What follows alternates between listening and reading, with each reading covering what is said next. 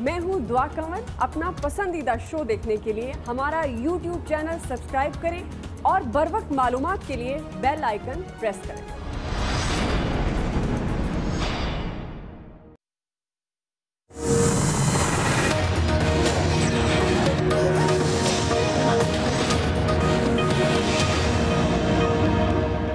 PDM बहुत बड़े बड़े फैसले करने जा रही है इंशाल्लाह। अब या आर या पार इंशाल्लाह। 13 के जलसे में लाहौर में फतह का ऐलान होना बाकी है। अगर आपकी पार्टियों ने इस्तीफे देने का फैसला किया तो मेरी पाकिस्तान के मुंतखब नुमाइंदों से ये रिक्वेस्ट है कि किसी दबाव में आने से इनकार कर देना। जो मजबूरी की तहत भी जिसने पार्टी से दगा किया, लोग उसके घरों का घेराव करेंगे इंशाअल्लाह ताला। ये हुकूमत घर जाएगी तो पाकिस्तान चलेगा। ये हुकूमत घर जाएगी तो महंगाई खत्म होगी। ये हुकूमत घर जाएगी तो कारोबार चलेगा। ये हुकूमत घर जाएगी तो आटा, चीनी, गंदम और सब्जियां सस्ती होंगी। तो अब आओ और इंशाअल्लाह 13 को मीनारे पाकिस्तान में अपनी फतह के झंडे गाड़ो।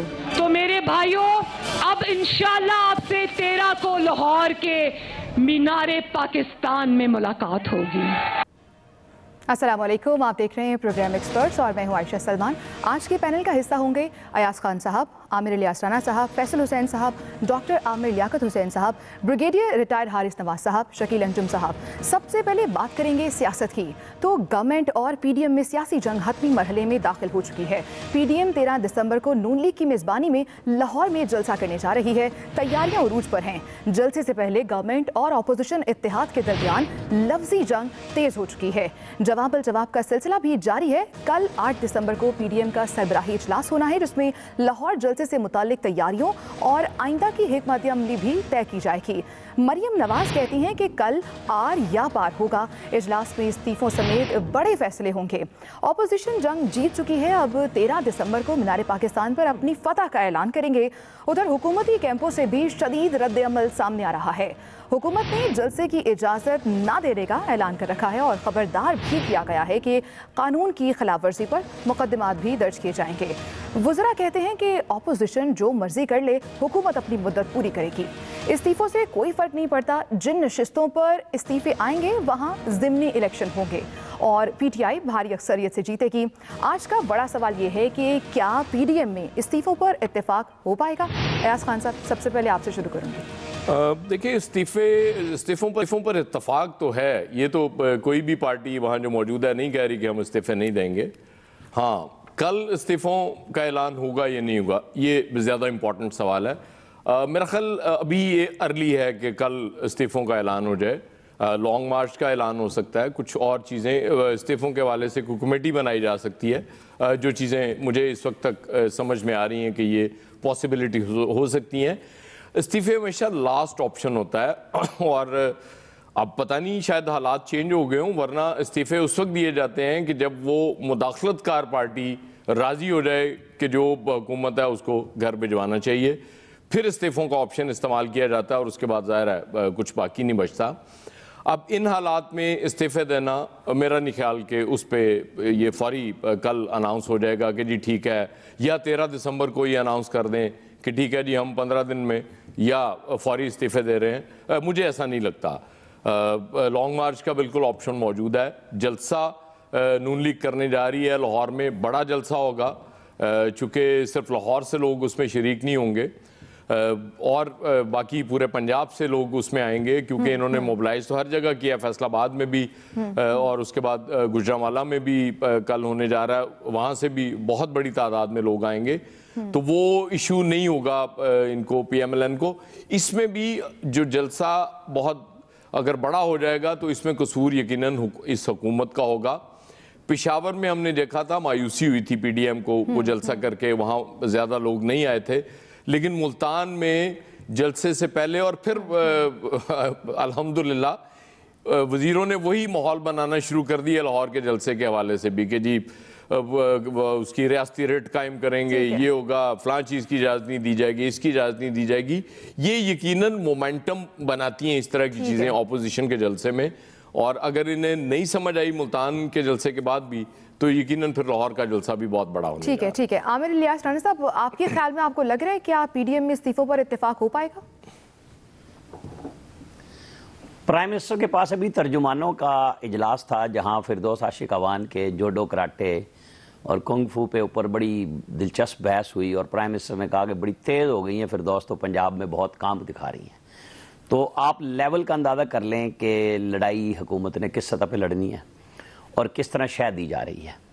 एक तरफ कि हम रोकेंगे भी नहीं, इजाज़त भी नहीं है, आप पर्चे दे लें। पर्चे क्या सियासी जमातों का रास्ता रोक सकते हैं?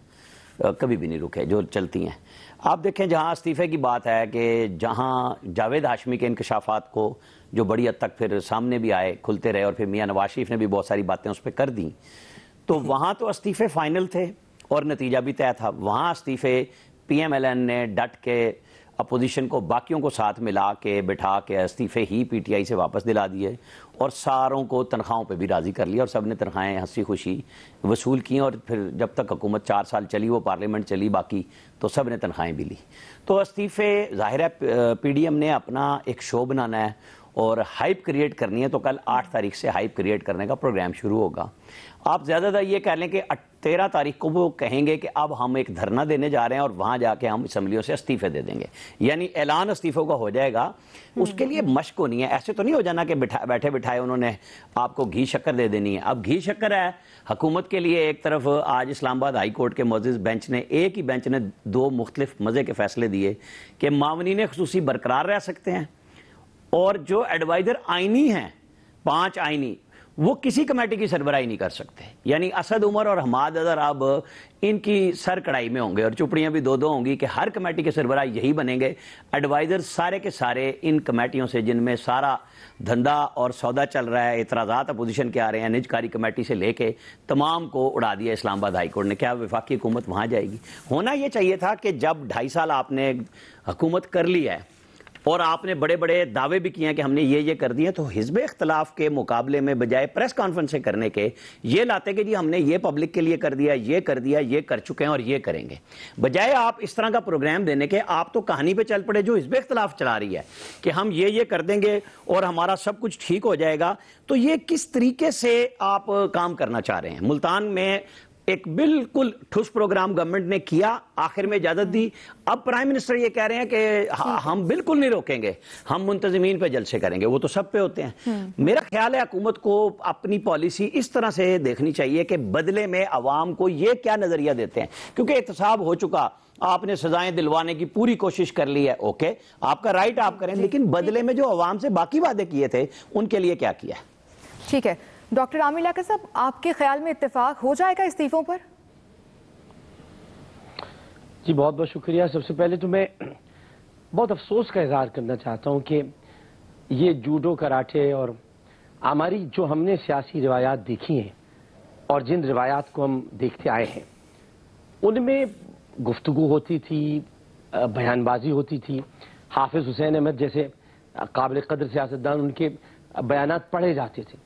लेकिन अब ये जूडो कराटे हो रहे हैं और बेहुदा गोई हो रही है, और इसकी बुनियाद पर अगर ये समझा जा रहा है कि अवाम हमारे साथ है और हम कुछ भी कर सकते हैं, तो ये मैं समझता हूँ कि यूटोपिया में रहने के मुतरादिफ है। जहां तक ऑपोजिशन का ताल्लुक है कि वो इस्तीफे देंगे या नहीं देंगे, मेरा तो अपना जाती ख्याल ये कि मुस्लिम लीग नून के जितने अरकान हैं वो इस मामले के लिए बिल्कुल तैयार बैठे, और मगर ये नहीं होगा कि फौरन ही दे दिया जाए, जैसे कि आमिर भाई ने कहा। इसके लिए दायरे के बाकायदा इनके इजलास होंगे, ये कोई वहां से फायदा भी नहीं उठा पा रहे। असेंबली से बाहर आकर तो बहुत कुछ हो सकता है, क्योंकि ये कहना तो बहुत आसान है कि हम दोबारा इलेक्शन करा देंगे, लेकिन इतनी बड़ी तादाद में अरकान असेंबली का इस्तीफा देना वो दोबारा इलेक्शन पर नहीं होता है, बल्कि असर 9 इलेक्शन पर मुंतज होता है। अब रह गई बात कि ये इस पूरे मामले को हैंडल कैसे किया जाए। जब मैंने ये पहली बार, मैं दूसरी मरतबा रुकने असेंबली में मुंतखब हुआ, मैंने पहली मरतबा, ये मेरी सियासी तारीख का, मैं किताब भी कभी लिखूंगा, ये पहली मरतबा मैंने देखा है कि इलेक्टेड अरकान की मौजूदगी में, बड़ी तादाद में इलेक्टेड अरकान असेंबली मौजूद है, उनकी मौजूदगी में गैर मुंतखब अराकीन को सर पे चढ़कर हमारे सर पे बिठा दिया गया है, बल्कि हमारी छाती पे मूंग दल रहे हैं और इलेक्टेड अराकीन से कोई मशवरा नहीं किया जाता, उन्हें नहीं बुलाया जाता। इवन के तर्जुमानों के इजलास में भी आप देख रहे हैं ज्यादातर आपको गैर इलेक्टेड यानी गैर मुंतखब अराकीन नजर आएंगे। तो ऐसी सूरत हाल में खान साहब एक जीरक आदमी है, समझदार इंसान है, लेकिन अगर वो इसी तरह चलते रहे तो फिर वो चलते चलते गाना अगर आपने सुना हो कि चलते चलते, तो फिर चलते चलते ही होगा और चलते चलते ही रह जाएगा। ठीक है, बहुत शुक्रिया। ब्रिगेडियर साहब, देखें, बात यह है कि जिस तरीके से मरियम नवाज साहब पीडीएम जलसों में तकरीर कर रही हैं, आज भी रैली में कर रही थी, मुझे सिर्फ एक बात की समझ नहीं आती है कि पीडीएम के पास नैरेटिव कौन था, किस बात के ये थ्रेट कर रहे हैं गवर्नमेंट को जाने को। डेमोक्रेटिक पार्टीज खुद हैं, डेमोक्रेटिक इलेक्टेड गवर्नमेंट है, दूसरी दोनों गवर्नमेंट ने 5 साल पूरे की। Give them a chance and then let the people of Pakistan decide कि they have failed in their giving all support to their manifesto, और ये अब नहीं इनको सिलेक्ट करेंगे। लेकिन जिस तरीके से नारेबाजी हो रही है, जिस तरीके से कि हम ऐलान जंग कर रहे हैं, तबले जंग बजा रहे हैं, भाई किसके खिलाफ कर रहे हैं? करना तो इंडिया के खिलाफ करें जो कुछ कर रहा है, जो कश्मीर में कर रहा है, अभी पंजाब हरियाणा में जो पंजाब में हो रहा है, किसानों को हो रहा है, वो आपसे पाकिस्तान की मदद मांग रहे हैं।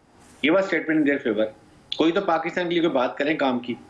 बात ये कि गवर्नमेंट की कमजोरी ये है कि गवर्नमेंट को चाहिए कि उनको जलसा करने दें। आपने पेंडेमिक को आप मैस स्केल पे मीडिया पे डिक्लेयर बताएं कि इसके क्या असरात हो सकते हैं, मुल्तान के बाद क्या हुआ और अब क्या हो सकता है, ये उनको बताएं, इस पे उनको क्लियर करें। साथ ये वार्निंग दे दें कि बिल्कुल अगर पेंडेमिक फैक्टरी है तो कंसर्न लोगों के खिलाफ हम करेंगे, बाकी कुछ करने की जरूरत नहीं है। नंबर 3 बात गवर्नमेंट की जो सबसे इंपॉर्टेंट होती है वो ये है कि आप निगोशिएट करें। आप अभी भी टीम बना लेते हैं, ये 1 दिसंबर से लेके अब तक टीम होती है, ऑपोजिशन में मिलती, बातें करते, उनको मेलो डाउन करते, उनको स्लो डाउन करते, उनसे पूछते क्या प्रॉब्लम है। एनआरओ के अलावा जो केसेस चल रहे हैं उसके अलावा बाकी बात करें, करना चाहिए। गवर्नमेंट हैज टू इनिशिएट और फिर ऑपोजिशन में बैठ के बात करे। लेकिन जिस तरीके से ये एक हालात किए जा रहे हैं मुल्क के लिए, क्या ये पाकिस्तान के लिए बेहतर है? पाकिस्तान के अवाम से मेरा ये सबका सवाल है, और यहाँ हमारे जो माशाल्लाह पैनलिस्ट बैठे हैं वो भी सोचें कि क्या पाकिस्तान के अवाम के लिए इस वक्त ये हम करना चाहिए, इसका क्या असरात होंगे, क्या नुकसानात होंगे। पाकिस्तान इस वक्त हर तरफ घिरा हुआ है, आपके 5th जनरेशन वॉर है डाली हुई है, ये उसका बहुत बड़ा हिस्सा है जो अपोजिशन इनएडवर्टेंटली, मैं नहीं कहता जानबूझ के, नादानिस्ती में वो ये कुछ कर रहे हैं जो कि दुश्मन को सूट करता है। इसलिए मैं ये बात करता हूँ कि इस मौके पे गवर्नमेंट को जो इनिशिएट करें, बात करें और मैराथन करें। किसी हालत में मार्च इस्लामाबाद की तरफ नहीं होना चाहिए, it will be disasters for the country. और मोहब्बत वतन पाकिस्तानी की हैसियत से मैं किसी पार्टी से ताल्लुक नहीं है, सबको मिलकर इस बारे में सोच के डिसीजन लेना चाहिए। ठीक है, ठीक है। फैसल साहब, आपको लग रहा है क्या? एक जुमला कहना चाहूंगा, एक जुमला करना चाहूंगा, एक जुमला वो ये कि ये मैच इस वक्त non elected versus non elected है, यानी जो कंटेनर पर है वो भी नॉन इलेक्टेड है, जो जलसे जो हमारे यहाँ से मुआविन खुसूसी है वो भी नॉन इलेक्टेड है। तो ब्रिगेडियर साहब बिल्कुल दुरुस्त फरमा रहे, लेकिन मज़ाकरात के लिए इलेक्टेड लोग जाते हैं जिनके पास कुछ हो। ये नॉन इलेक्टेड फिरदौस आशिक अवान से कौन मज़ाकरात करेगा, कौन इनसे बात करेगा? कोई बात नहीं करेगा। लेकिन धरना, ये मार्च और धरना तो होगा। ठीक है जी फैसल साहब, नून लीग के अलावा समझिए जी फिर राणा साहब वालों से। ठीक है, ठीक है। फैसल साहब, आपको क्या लग रहा है, नून लीग के अलावा बाकी तमाम जमातें भी इस पर राजी हो जाएंगी इस्तीफों पर? कोई इस्तीफा नहीं देगा, मैं आपको बता दूं। डॉक्टर साहब ने कहा कि अच्छा जी जी फैसल साहब, देखिए डॉक्टर साहब ने ऐसे कहा कि आज रिजाइन कर दें तो कल भौचाल आ जाए। बिल्कुल ये डॉक्टर साहब की बात सही है। अगर हुकूमत इस बात में संजीदा है कि अपोजिशन इस बात में संजीदा है कि उसने हुकूमत को गिराना है, तो आज अगर अपोजिशन रिजाइन कर दे तो कल पाकिस्तान में तहरीक इंसाफ की हुकूमत नहीं होगी।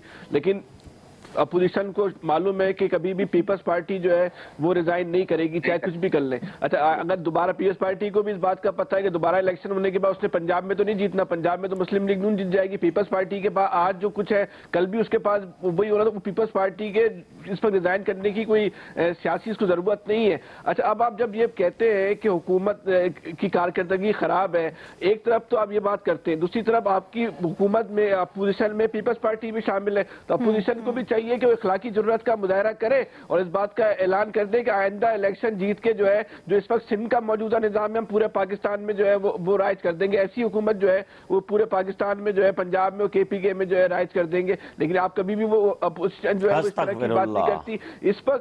इस वक्त जो सूरत हाल है, ये कोई आमिर भाई कुछ हो गया, खैरियत?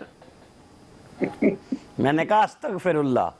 हाँ, मैं वही पूछ रहा हूँ, कुछ खैरियत है, कुछ हो गया? वो कह रहे हैं आप हमसे इंतकाम क्यों लेना चाह रहे हैं? मैंने कहा वो सिंध का निजाम सारे सिंध का निजाम पाकिस्तान पे लगाएंगे तो क्या बोलूं? तो मैं यही आपसे कहता हूँ, वो मुस्लिम लीग इस बात का ऐलान कर दे।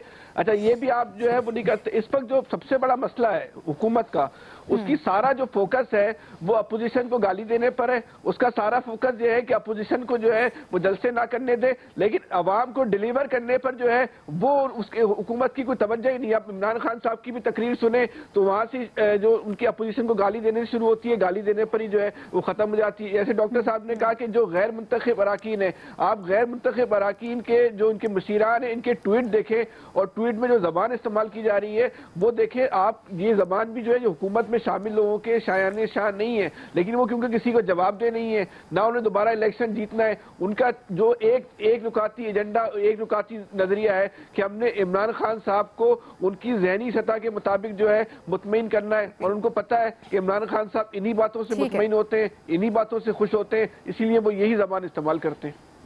ठीक है जी, शकील अंजुम साहब। देखिए, आपने बात की है इस्तीफ़ों की, तो इस्तीफ़ों पे तमाम जमातों का कंसेंसस हो चुका है। टाइमिंग का इंतज़ार है कि किस वक्त इस्तीफ़े देने हैं। अभी क्योंकि अपोजिशन की ये पॉलिसी है कि ज़्यादा से ज़्यादा हुकूमत के ऊपर प्रेशर बिल्ड किया जाए, और इसीलिए जो है लाहौर का जलसा, क्योंकि आखिरी जलसा है इस तहरीक के हवाले से, उसके बाद लॉन्ग मार्च का ऐलान करना है। लॉन्ग मार्च का कब ऐलान करना है, क्योंकि आगे जो मौसम है इस्लामाबाद का वो काफ़ी सर्द है, तो देखते हैं कि फौरी तौर पर अपोजिशन ऐलान करती है या फिर कुछ टाइम लेगी। और इम्कान यही जाहिर किया जा रहा है, जो बड़े ऐलानात की तवक्को की जा रही है कि शायद अपोजिशन पार्लियामेंट के बाइकाट का ऐलान करे और इसके साथ साथ कुछ और चीज़ें भी करे कि जिस तरीके से अपोजिशन ने जो हुकूमती कमेटियां हैं उनका बाइकाट किया है, कोरोना के हवाले से हुई, कौमी सलामती के हवाले से हुई, तो इस किस्म की चीज़ें अभी फौरी तौर पर अपोजिशन की तरफ से तवक्को की जा रही है, वो करेंगे।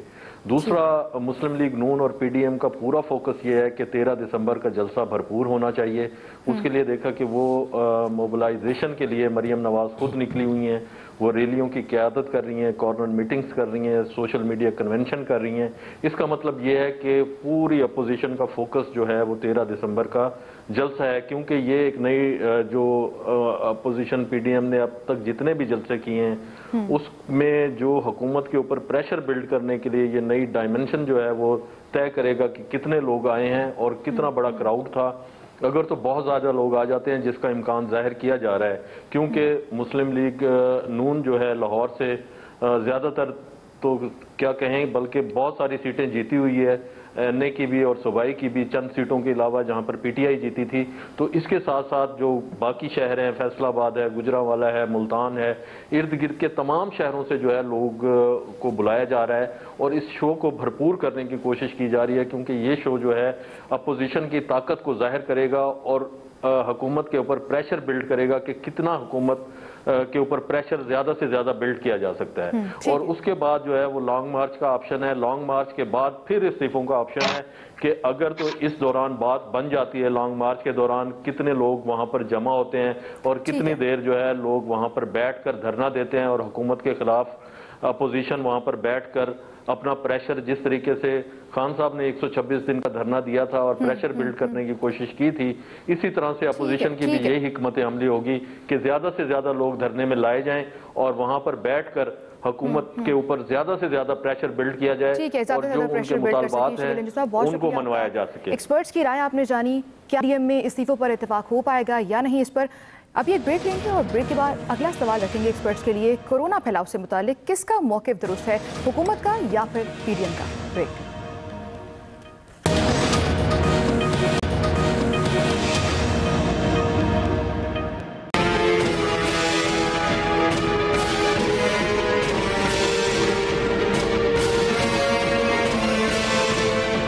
जहाँ पे कोरोना है, दुनिया में किसी भी जगह क्या इस किस्म की एक्टिविटी कहीं हो रही है?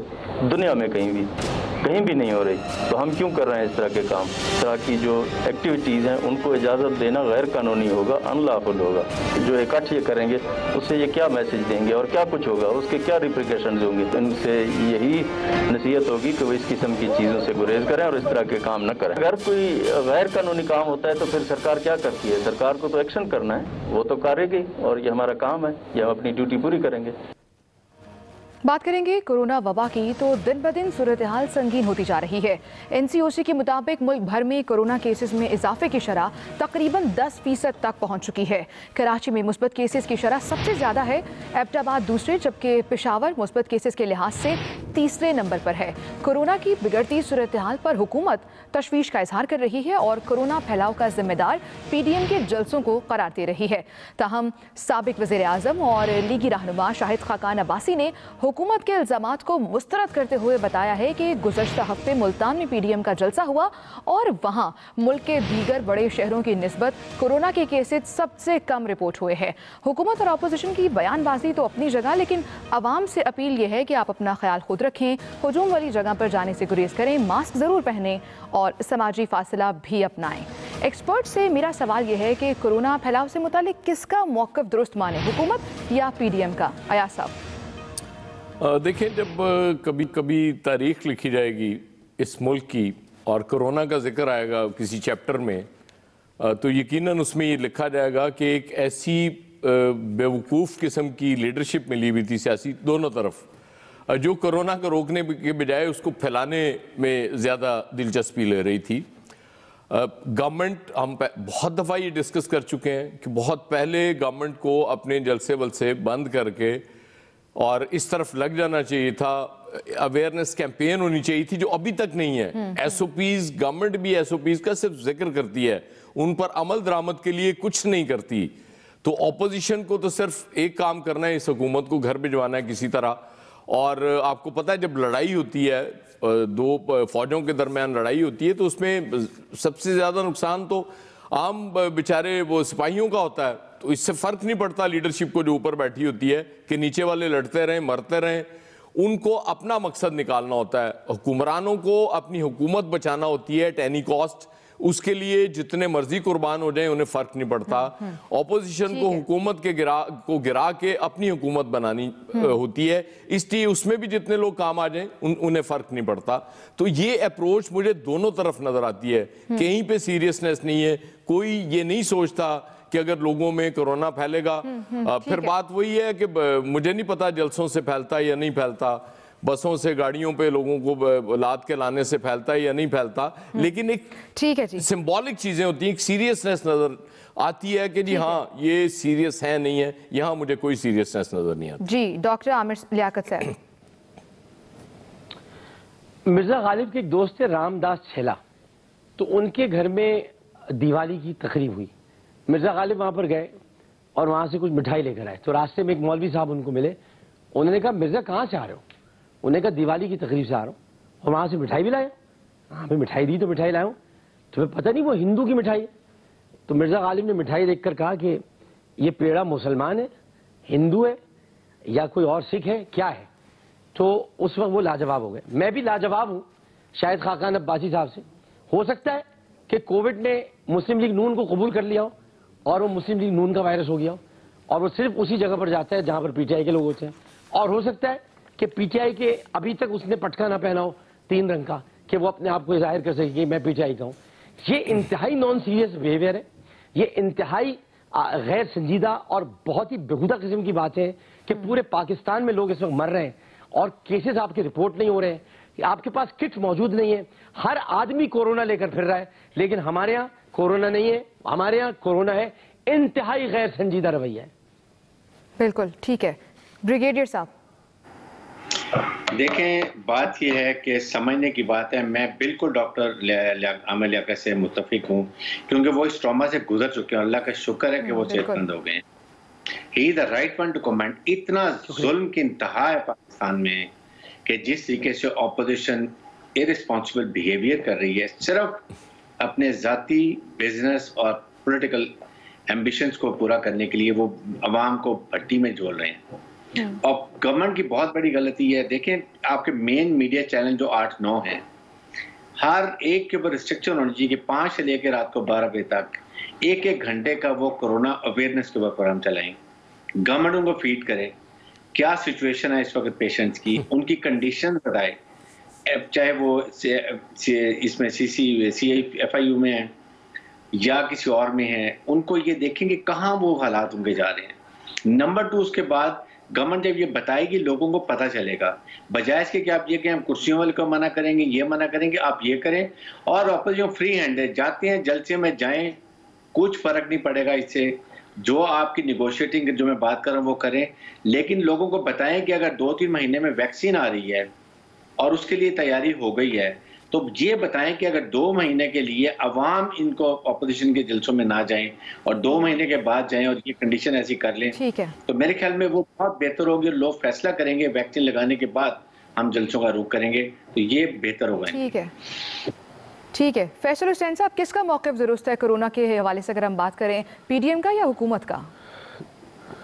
देखिए, अगर आपको पता हो कि आपके घर के बाहर जो है ना वो एक भूखा शेर बैठा हुआ है, तो आप कभी भी अपने घर से बाहर जो है वो नहीं निकलेंगी, चाहे आपको जितने भी ज़रूरी काम से जाना हो या जितने भी आपको जो है वो अहम काम से जाना हो। तो बढ़ना तो देख कोई भी इंसान जो है ना बढ़ना नहीं चाहता। ये रियासत का जो फेलियर क्या हो रहा है कि लोगों को जो है वो इस बीमारी की संजीदगी बताने में जो है वो रियासत या तो नाकाम हो गई, या फिर लोगों ने जो है वो रियासत पे जो है वो एतबार करना छोड़ दिया कि रियासत जो बोल रही है उसकी बात में जो है वो दम नहीं है, रियासत जो है वो झूठ बोल रही है। एक तरीके से रियासत का जो है वो फेलियर भी है कि लोग उसकी बात पे जो है वो एतबार नहीं कर रहे। एतबार इसलिए नहीं कर रहे कि रियासत की बात में झोल भी है और दोगली पॉलिसी का जो है उसकी बात जो है उसके असरात भी उसकी गुफ्तगू में भी होते हैं। फिर जिस मसले को जिस तरह रोज़े अव्वल से जो हैंडल किया गया उस तरह नहीं किया जाना चाहिए था। फिर उस पर जो है अपने सर पे जो है तमगे सजाने की और ताज पहनने की भी जो है खुद से खुद कोशिशें भी की गई।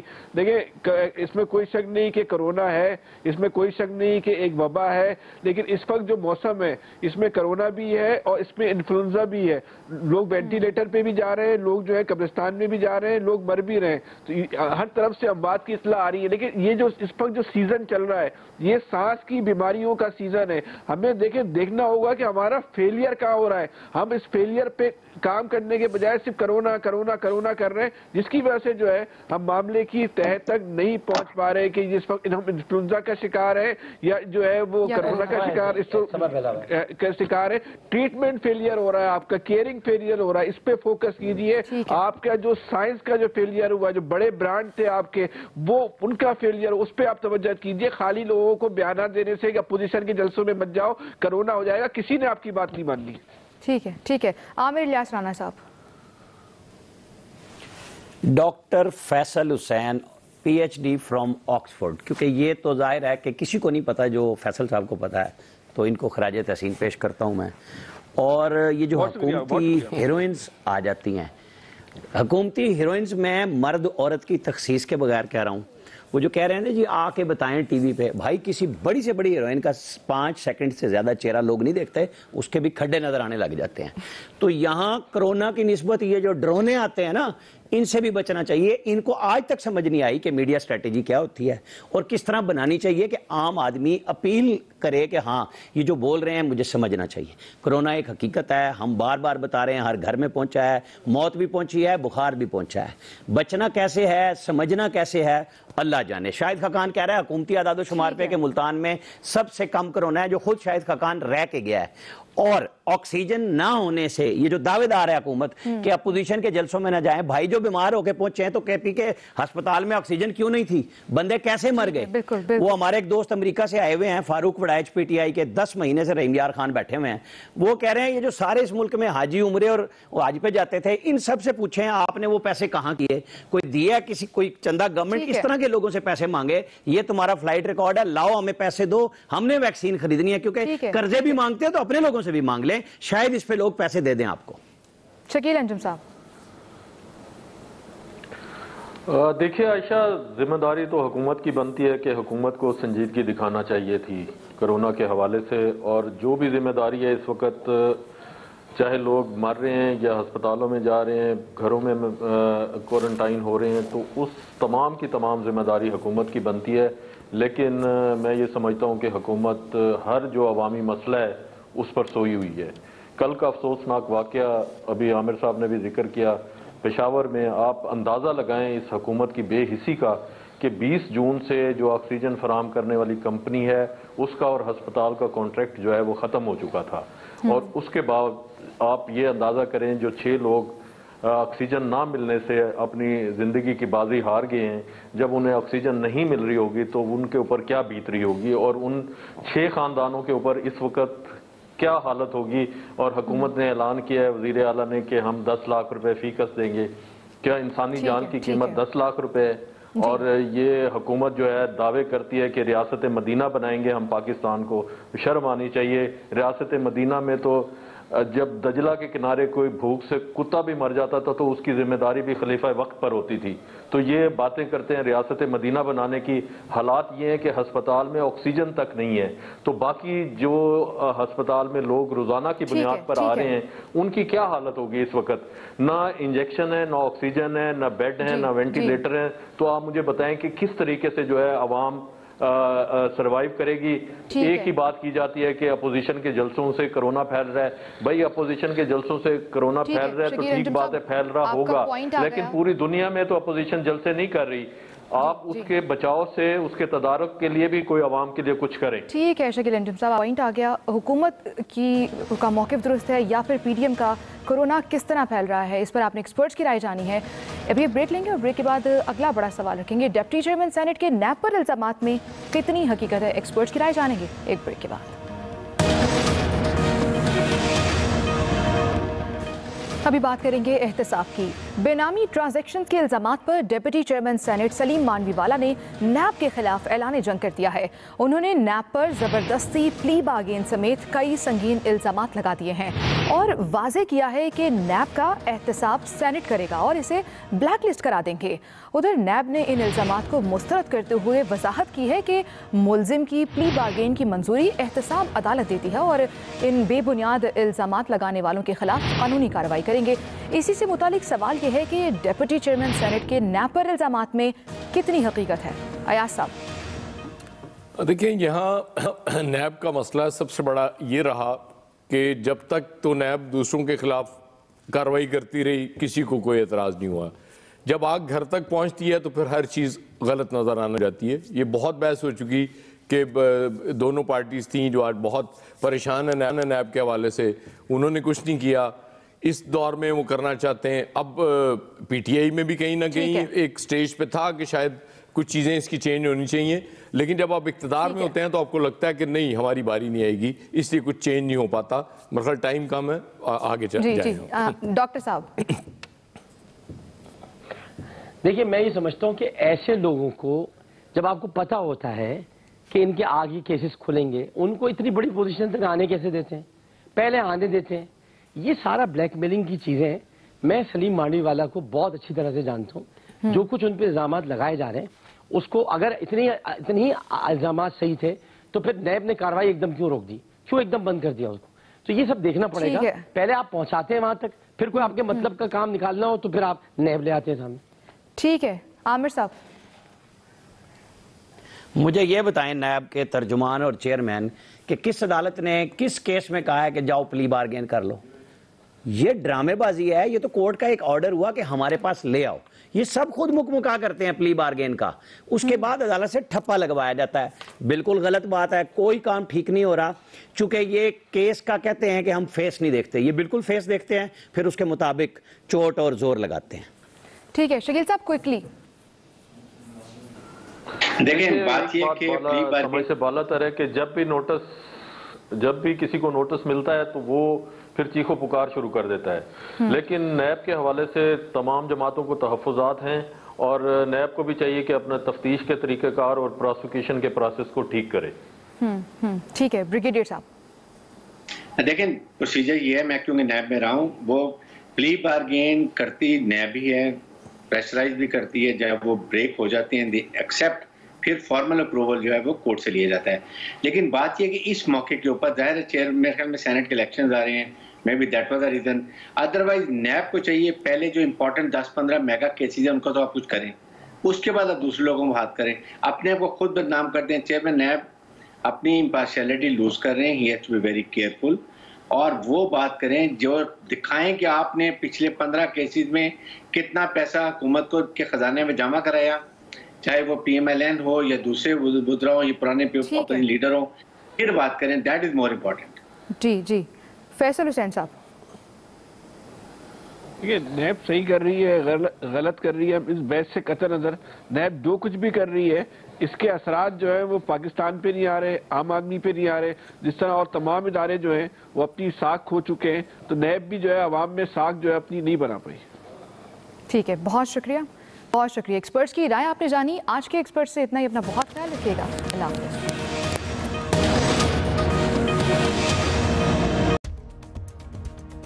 मैं हूं दुआ कंवर। अपना पसंदीदा शो देखने के लिए हमारा YouTube चैनल सब्सक्राइब करें और बर वक्त मालूमात के लिए बेल आइकन प्रेस करें।